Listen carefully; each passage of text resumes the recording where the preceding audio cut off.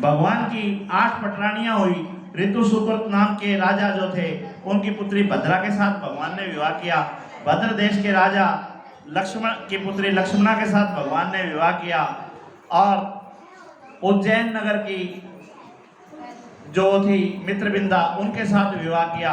कौशल नगर के राजा, उनकी पुत्री सत्या के साथ में भगवान ने विवाह किया। और भगवान की आज 8 पटरानियां हो गई। अब एक दिन भगवान ने सत्या से कहा, मां सत्या से कहा कि चल तेरे को बाजार में शॉपिंग करवा के लेके आऊंगा। किस किस के घर वालों ने कहा है कभी शॉपिंग करवाने का? अच्छा, हर रोज कहते हैं या कोई विशेष दिन हो जो देखो है? चलो, भगवान श्री कृष्ण वैसे तो सभी से प्रेम करते थे, लेकिन फिर भी मां लक्ष्मी की स्वरूपा रुक्मणी, बाकियों को ये लगता था कि रुक्मणी से ज्यादा प्रेम करते हैं। तो इसलिए जब मां सत्या को ये ऑफर मिला कि भाई आज हम शॉपिंग के लिए चलेंगे, तो मां सत्या ने पूछा, भाई आज यह कृपा मेरे ऊपर क्यों? पटरानी तो और भी 7 हैं, उन 7 ने छोड़कर आज तुम मन ने किस तरह शॉपिंग पे लेकर जाएगा, या बता। तो भगवान ने कहा बस मन कर गया, आज मैं आपको शॉपिंग के लिए लेके जाना चाहता हूं। तो मां सत्या ने कहा कि सब कुछ है मेरे द्वारा, घर में सारे जेवर हैं, सारे कपड़े लत्ते हैं, मन ने कोई शॉपिंग को नहीं करनी, मैं नहीं जाती। और भगवान सत्या मां की खुशामद करने लगे कि भाई तो चाल पर। अच्छा, जब पत्नी जाने को तैयार ना हो और पति ले जाने पे पीछे पड़ जाए तो क्या करेगा, क्या लोभ देगा? तेरा सोना का हाथ दुआ कर लाऊंगा, होनी चाहिए। सूट दुआ कर लाऊंगा, होनी चाहिए। होटल में जाकर रोटी खुआ कर लाऊंगा, वो ना खानी। भाई रूस रही है ना, नहीं मान रही, सारे ऑफर दे दिए, सबके लिए मना कर दिया। अंत में मेरे भगवान ने ऑफर दिया कि देवराज इंद्र के पास कल्प वृक्ष है, वो कल्प वृक्ष तेरे को दिला के लेके आऊंगा, और उस कल्प वृक्ष से सारी मन की कामनाएं पूर्ण हो जाती हैं। अब मां सत्या इस चीज को ऑफर को ठुकरा नहीं सकी, तो बोली यो तो तू आजा, चाल चलेंगे। और 2 मिनट में तैयार हो गई। और भगवान ने कल्प वृक्ष का क्यों ऑफर दिया मां को? क्योंकि देवराज इंद्र की माता के कुंडल और देवराज इंद्र का मुकुट एक भौमासुर नाम का दैत्य छीन के ले गया था। और देवराज इंद्र आज सहायता के लिए आए थे परमात्मा के पास कि भगवान बेइज्जती होने लग रही है, मेरी माँ के कुंडल भी खोस लेगा और मेरा मुकुट भी खोस लेगा, हमने वापस दो। इसलिए भगवान ने ये ऑफर दे दी कि इतना देवराज इंद्र से मैं वो दिला के लेकर आऊंगा। और गरुड़ के ऊपर भगवान श्री कृष्ण और मां सत्या दोनों विराजमान हो गई और वो भौमासुर के वहां पहुंच गए। भौमासुर के यहाँ जो हमारे पंच तत्व हैं उनका एक महल बनवा रखा था, यानी एक परत आग की बना रखी थी, एक परत जल की बना रखी थी, एक परत वायु की बना रखी थी। इस तरह से 5 दीवारों के अंदर महल बना रखा था। भगवान इन पंच तत्वों को भेदन करके अंदर प्रवेश कर गए। जब अंदर प्रवेश किए तो वहां मूर नाम का दैत्य जो भौमासुर की रक्षा करता था, भौमासुर का मंत्री था, भौमासुर का सहायक था, वो उनकी रक्षा कर रहा था। मूर का और भगवान का युद्ध हुआ और भगवान ने मूर को उसके संतान सहित सबको मार दिया। मूर का वध करने पे परमात्मा का नाम मुरारी हुआ। ये कौन था मूर? भगवान श्याम के प्रेमी कौन कौन है? हाथ खड़ा करो। ठीक। तो मूर को जानते हो कौन मूर था? है जी? अब सुन लो मूर कौन था। मौरवी कौन थी ये जानते हो? हैं? अरे मौरवी नंदन को जानते हो, मौरवी को नहीं जानते। श्याम बाबा को जानते हो, श्याम बाबा की मां को नहीं जानते हैं? तो फिर मौरवी के पिता मूर थे और मूर का अंत मेरे परमात्मा ने भौमासुर के यहाँ कर दिया और उसके जो लड़के थे वो भी मार दिए।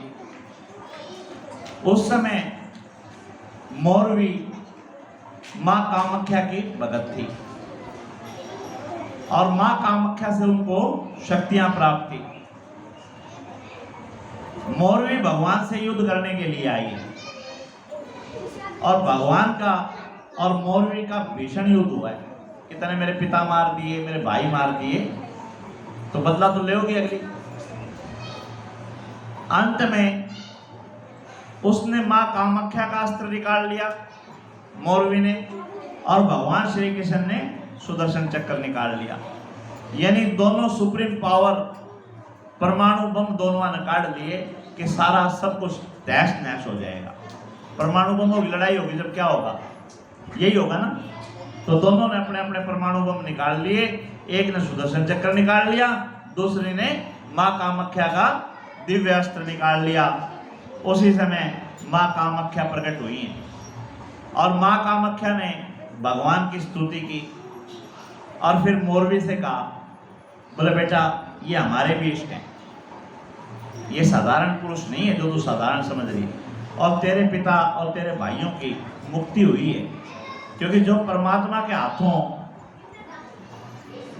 वीर गति को प्राप्त होते हैं उनको सीधा वैकुंठ मिलता है। तो वो जन्म मरण के बंधनों से मुक्त हुए हैं और तू इनसे वैर मत कर, तू इनकी स्तुति कर और आप अपने घर जा। मौरवी ने मां कामाख्या के कहने पे भगवान की स्तुति की और वापस अपने घर गई है। अब यूं बताओ, पहलवान को तो पहलवान नहीं पसंद आएंगे, गलत तो नहीं है भाई? पहलवान है तो पहलवान नहीं पसंद आओगे। भगवान श्री कृष्ण मौरवी से बड़े प्रभावित हुए और उन्होंने मौरवी को वचन दिया कि तेरे को मैं हमारे घर में लेके जाऊंगा। भाई कोई हमारे घर में बालक होगा, उड़े ब्याह के लेके जाऊंगा। फिर कहां शादी करके लाए हैं? श्याम बाबा के पिताजी कौन थे? घटोत्कच। और घटोत्कच किसके पुत्र थे? भीम के। और भीम किसका भाई था? भगवान श्री कृष्ण का। बुआ के टापर तो थे। तो अपने बुआ के पोते के छोरे के पोते के लेकर आए हैं भगवान। जब घटोत्कच शादी लायक हुआ तो भगवान मौरवी को घटोत्कच के साथ शादी करके लेके आए हैं और वहीं हमारे मौरवी नंदन खाटू श्याम का जन्म हुआ है। बोलो श्याम बाबा की। अब जब मूर मारा गया तो भौमासुर के पास और कोई बचा नहीं सहायक। तब भौमासुर स्वयं परमात्मा से युद्ध करने के लिए आया और भौमासुर ने भयंकर युद्ध परमात्मा के साथ किया और उस युद्ध को देख के सत्या भयभीत हो गई और सत्या जोर जोर से चिल्लाने लगी कि भगवान मारो इसको, इसका अंत करो। और इसी समय का भगवान इंतजार कर रहे थे। क्यों इंतजार कर रहे थे इस समय का? एक बार मां पृथ्वी की इच्छा हुई कि उनको संतान हो,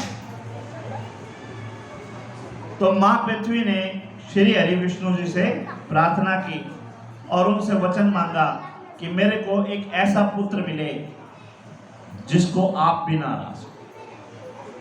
जैसे हमारी वृंदा ने मांगा था, वृंदा मैया ने मांगा था ना कि भाई मेरा पति उसको कोई हरा ना सके। आज मां पृथ्वी ने ये वचन मांगा कि मेरे को एक ऐसा पुत्र मिले जिसको आप भी ना हरा सको।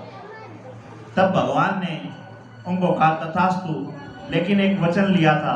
वचन ये था कि जब तू खुद रो रो के ये कहेगी कि इसको मारो, तब मैं इसको मारूंगा।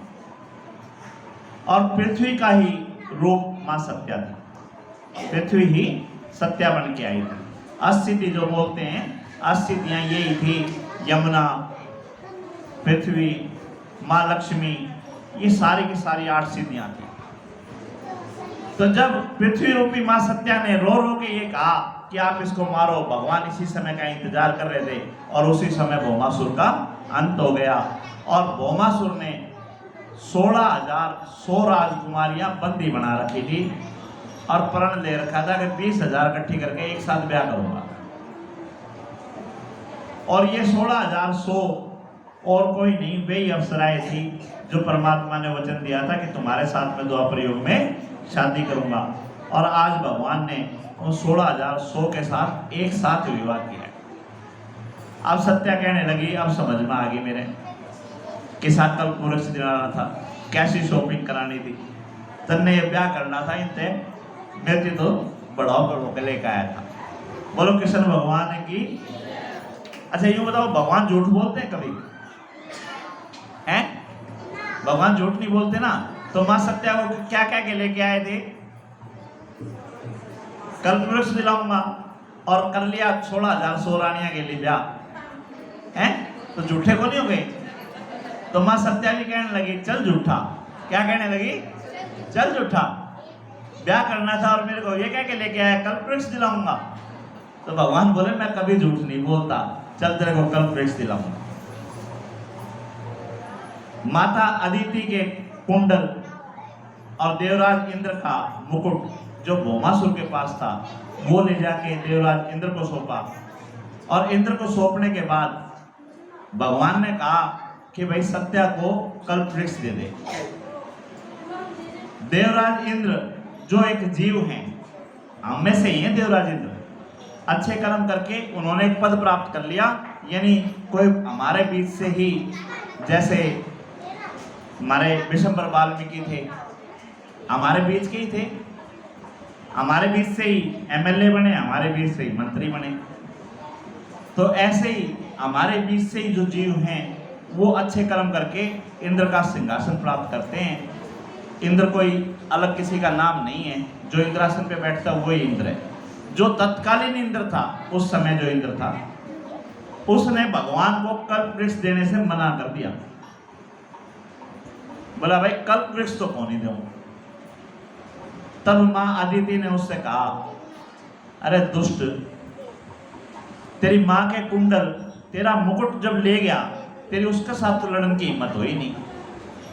जब तो सहायता के लिए तू परमात्मा के पास गया, और जब परमात्मा ने आज तेरी सहायता कर दी, परमात्मा तेरे से कोई चीज मांग रहे हैं, तो तू नखरे कर रहा है। मां अदिति के कहने पे देवराज इंद्र ने कल्प वृक्ष मां सत्या को सौंपा और भगवान ने जो वचन दिया था वो वचन निभाया। बोलो कृष्ण भगवान की जय। आज का आनंद की जय।